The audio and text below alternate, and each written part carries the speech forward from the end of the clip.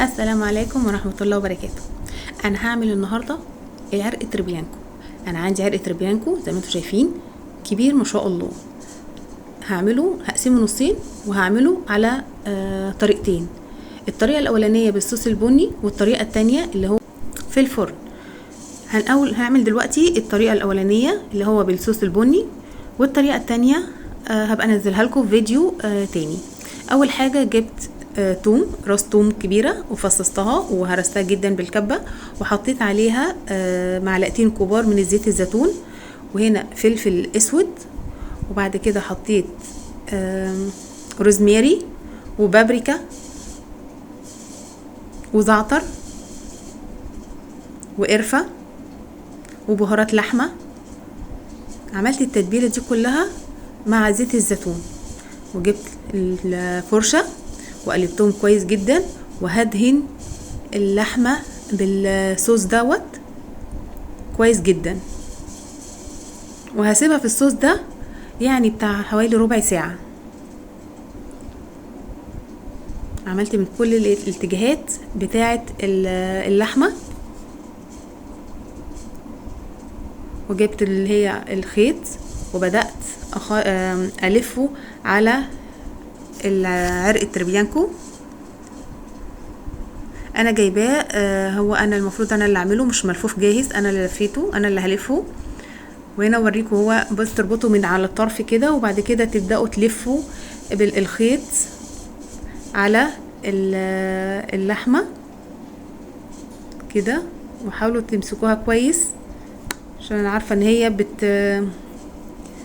بتتوه مننا او بتتزحلق مننا عشان طبعا فيها زيت وكده. هنا خلاص ربطت الطرف التاني في الدبارة وبس بقى بالشكل ده، وسيبته ونقعته ربع ساعة. بعد الربع ساعة هجيب طاسة وهحط فيها الزبدة،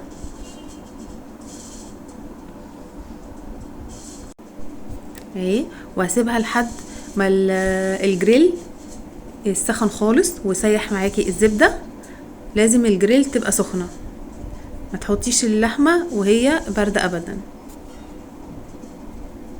بس كده، اول ما تلاقيها الزبدة ساحت والجريل سخن، تقومي نازلة بيها على اللحمة على طول علشان تاخد الصدمة بتاعتها، وفي نفس الوقت عشان ما تكشش. هنا الزبدة بتسيح.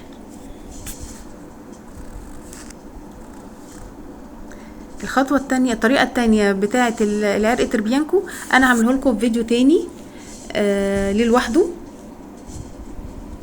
هنا ايه، شايفين الزبدة بمشيها كلها على الجريل عشان اللحمة متلزقش مني لما اجي احطها.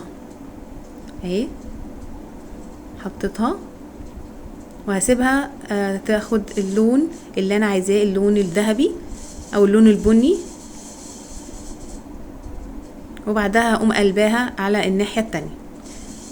سيبيها براحتها خالص وما تعليش النار عليها عشان ما تتحرقش. تبقى النار العادية، مش هقولك مش النار الهادية، لا النار العادية.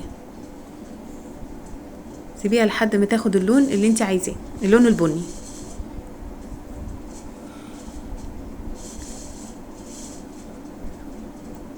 هي طبعا هنا اللحمه مع شربت من الثوم والزيت الزيتون مع الزبده، بصراحه الريحه جامده جدا وحلوه قوي.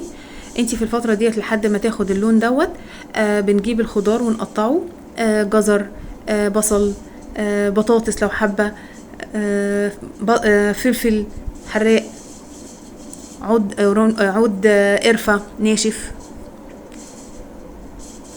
بعد ما تقطعي كل ده تضيفيهم مع اللحمة وهي بتتعمل. يعني بصراحة الريحة تحفة بجد. طماطم تبقي سيبيها زي ما هي، ما تقطعيهاش، تحطيها كده سليمة. والجزر، عايزة تحطي بطاطس حطي، عايزة تحطي كوسة، اي خضار انتي بتحبيه وعندك موجود في البيت ممكن تحطيه عليها. بس كده هياخدوا بقى التشويحه معاهم مع الزيت، مع زيت الزيتون والزبده والصوص بتاع اللحمه اللي نازل، فهتديهم طعم حلو جدا. انا سايباهم كده مع بعض ياخدوا اللون اللي انا عايزاه، وهبدا اقلب الناحيه التانية للحمه. اشوف شايفين كده اللون بتاعها عامل ازاي. لازم اللون يبقى بالشكل ده، اللون ده لون اللحمه يبقى هو ده اللون اللي انا عايزاه. وهبدا اعملها كده في جميع الاتجاهات كلها، الاتجاهات الاربعه. هنا هقلبها دلوقتي على الجنب التاني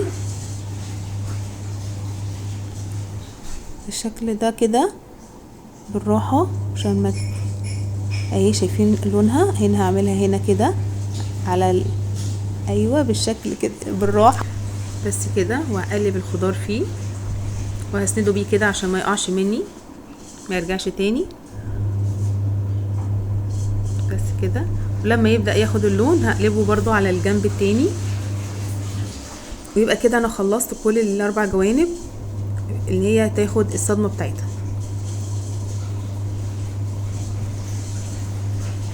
بس كده. وبعد كده تجيبي ميه مغليه من الكاتل، تغلي ميه وتحطي تحطيها فيها،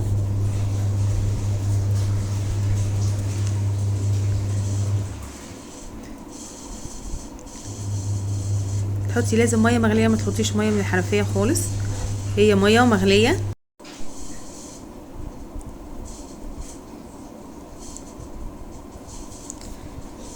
هعمل دلوقتي الجنب التاني، هوريكم اللون بتاعه بقى شكله عامل ازاي.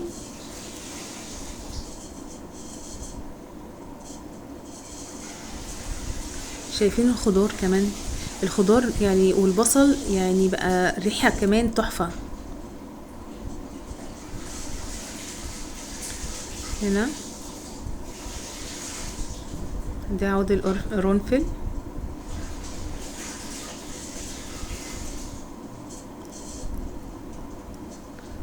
حطيته. هقلب بقى الاتجاه الرابع بقى، شايفين ده اللي اهو، شايفين بقى لونه عامل ازاي اهو. هيبدأ برضو ياخد اللون بتاعه، وبعدها هنضيف المية المغلية عليه،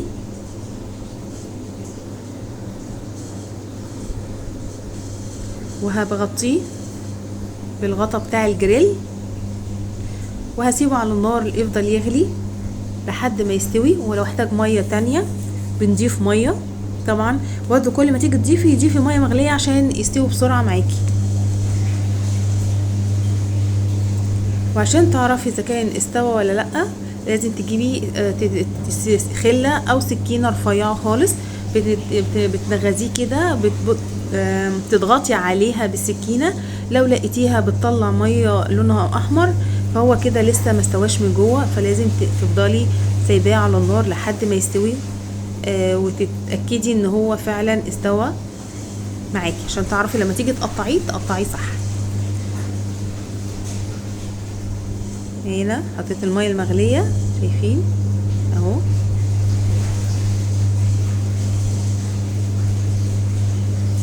وهغطيه بقى.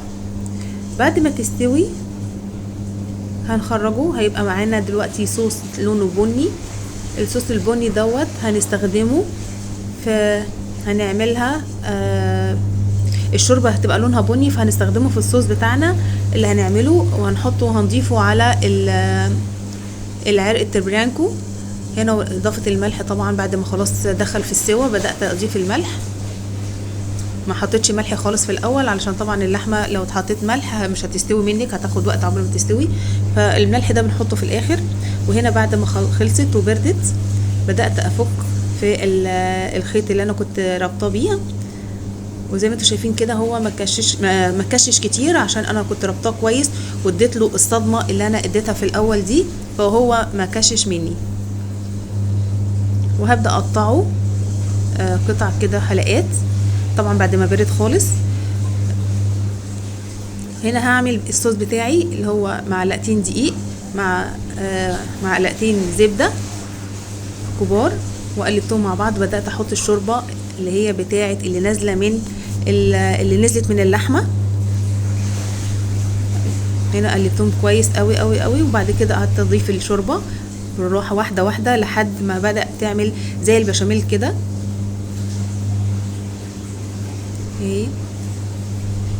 خلاص بقت بالشكل ده. هجيب معلقتين من ديمي جلاس البودر وبضيفهم عليها، وما حطيتش اي اضافات ولا ملح ولا فلفل ولا حاجه، لان الشوربه بتاعه اللحمه فيها كل الحاجات ديت، فانا مش هحط اي حاجه على البشاميل بتاعي او الصوص بتاعي البني غير اللي هو المعلقتين الديمي جلاس بس.